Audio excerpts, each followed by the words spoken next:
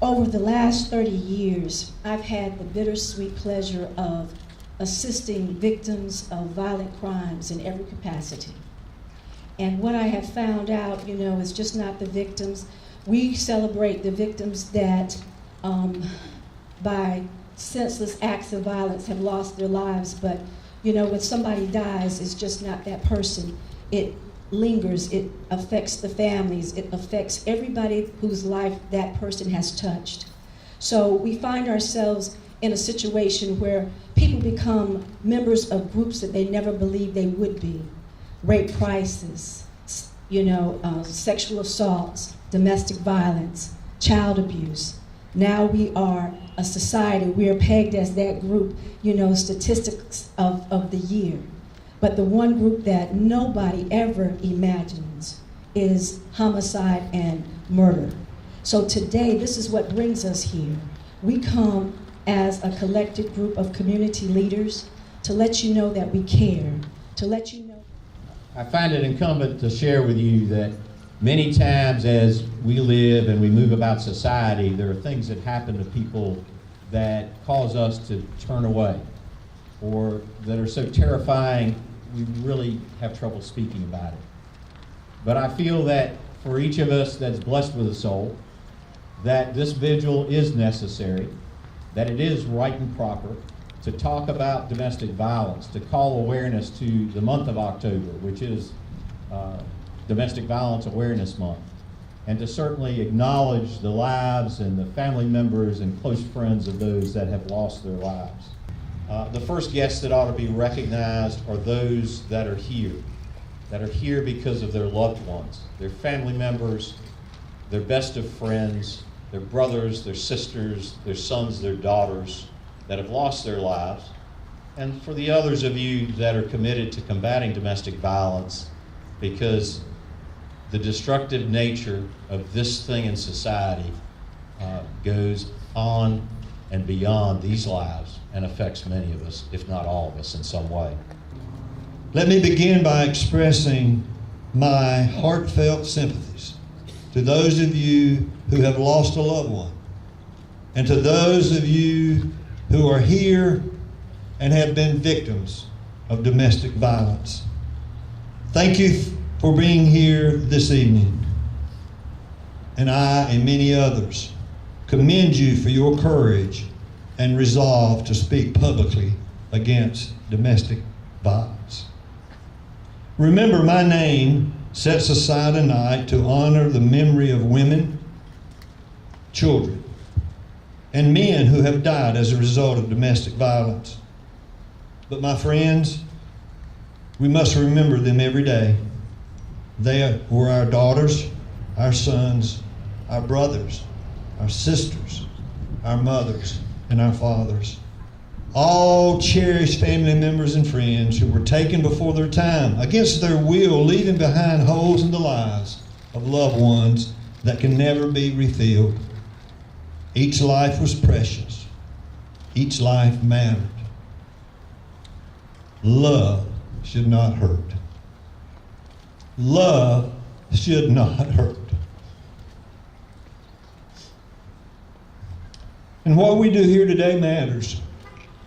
By coming together to say the names of those whose lives were lost, my friends, we are speaking together in one united voice that we will not tolerate domestic violence, that we will stand up for the victims, and we will seek justice for each of them. I urge anyone within the sound of my voice to speak up for those who may be suffering in fear and silence now. Silence hides violence. Speak up for those who need a rescuer and guide them to the many resources that are available in our community. A house where anyone is unsafe is not a home. The Cumberland County Sheriff's Office, Fayetteville Police, Safe Link Domestic Violence Assistance Program, Cumberland County Family Courts, District Attorney's Office, Rape Crisis Center, Army Community Service, and many more agencies are here and are your resources ready to help you. My friends, I hope that you realize that those within the sound of my voice, that together, we, united, can and will make a difference to domestic violence. May God bless each of you, and thank you. All of my help cometh from the Lord. My help, my help, my help. All of my help cometh from the Lord.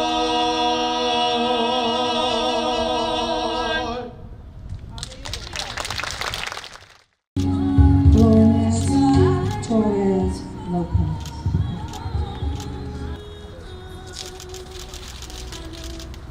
Lena Jackson.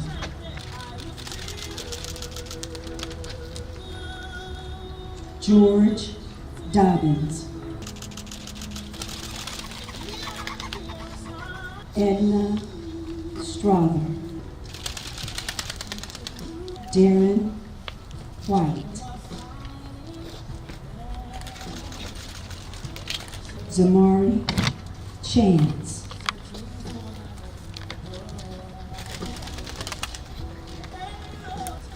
Roger Jones.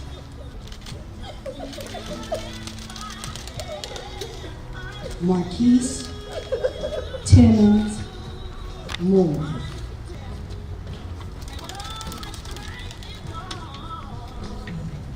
And I do want to thank you for having me here today. And I get to introduce a fabulous nurse from Womack Army Medical Center. She is the program manager for the sexual assault nurse examiners, and we couldn't do what we do without Kelly and her leadership. Kelly Taylor.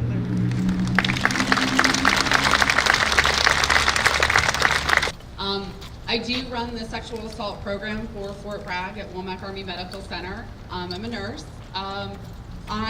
We have expanded our program out of sexual assault into domestic violence and strangulation because we saw the need and we couldn't ignore that need.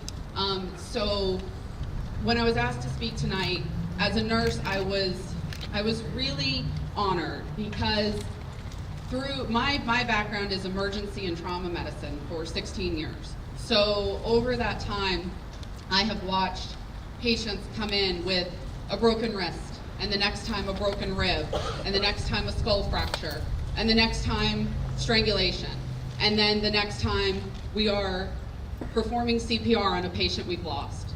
And that's domestic violence.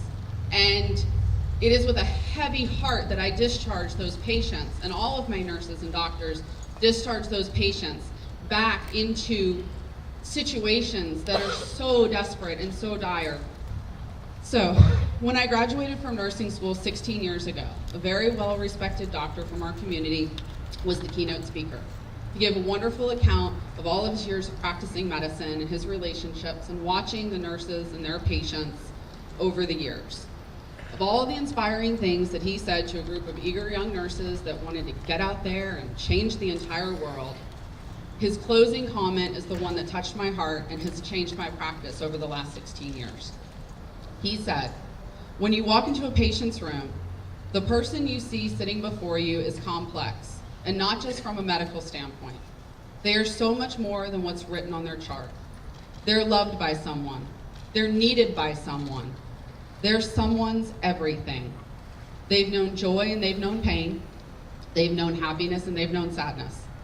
They weren't always what you see before you, broken and in need of help, regardless of what they're there for.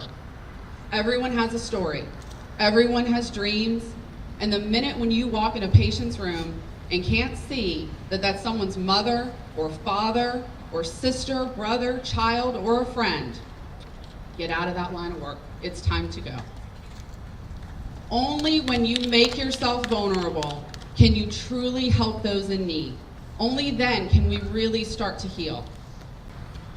This is a brave life sitting before us that we have been given the honor to help. Do not take that lightly. And be sure when you walk out of that room that you have done everything in your power to change their life for the better. Because sometimes you only get one chance. And can you live with what you did or didn't do in that moment? For those of you in this line of work, it's hard and it's painful. We see a very dark side of life, and we choose to see it every day, and we choose to stay and continue to see it. We choose to get up and make the darkness a little lighter for someone else. We do it because we care, we do it because we want to make a difference, and we do it because we cannot imagine doing anything else with our lives. For the families who worry and grieve, and for the victims who feel lost in the system, know that there's a nurse in an emergency department who prays for you. Know that there's a police officer who worries about you. Know that there's an advocate who stands with you. And know that there's an attorney who fights for you. Our community is unique with strong ties to the military. And someone who is fortunate to call both Fayetteville and Fort Bragg home my whole life, I recognize how vital the relationship between the two are. Domestic violence affects us all. We have to work together to make our community safe. This isn't a jurisdictional issue. We have to claim a seat at the same table. We have to learn together and teach together. We have to work together and support each other, talk to one another, make contacts, and develop resources that don't break. We have to start conversations that make us uncomfortable, and we have to keep having them because that's the only way you can affect real change. Certain moments stand out in your life, both personal and professional. And as a nurse, I've had a few. But one in particular was several years back.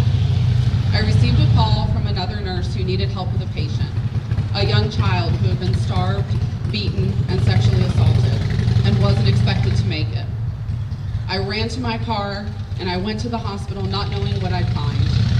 When I arrived, it was worse than I could have ever imagined, and we worked tirelessly to save her, but weren't able to do so. After the total devastation of losing a patient, we still had work to do, because now we had to be her voice. We collected evidence, took photographs, worked late into the night, with law enforcement at our side, leaving no stone unturned. And when I walked out of the hospital, probably 10 hours later, they were all there. The advocates, the doctors, the nurses, the police officers, their eyes red, their hearts heavy, all trying to make sense of a senseless and brutal act, drawing on each other for strength. That's the human element right there.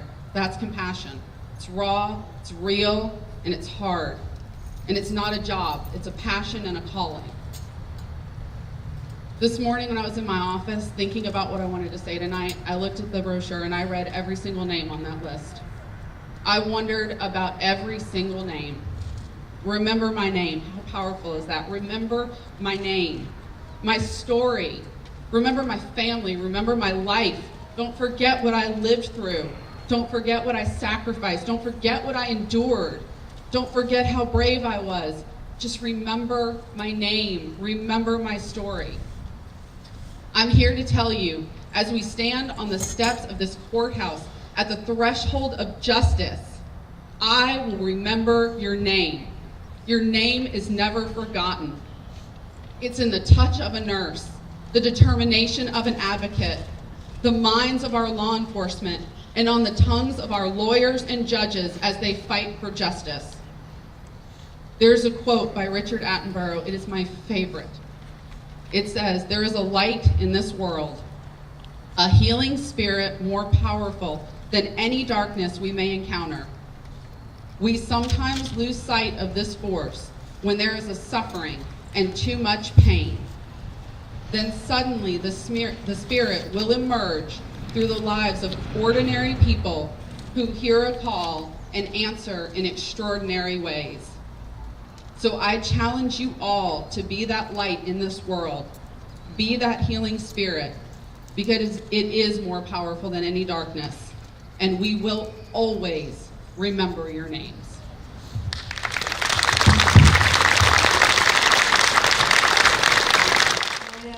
Torres Lopez, Cumberland County. Marvin Orlando Frazier, Brianna Chantel Green, Devin Schuyler Upchurch, Natalie Merrick, Nancy Hutchins, Sharon Nicklow, Teresa Neal, Deborah K. Terry, Lena Jackson, Cumberland County, Nadia Mayer, Karen Denise Jenkins, Marina Bravo Aguiar, Assumption Chacon Perez, Harry Max McLaughlin, George Dobbins, Cumberland County, Nina Christina Martin, John Derek Wright, Sabrina Marcel Hunter, Jimmy Whitford, Rebecca Hart O'Sullivan, Brittany White, Amanda Lindsay, Nancy Clark, Donna Catrice Richardson, Sybil Hardy, Edna Strother, Cumberland County,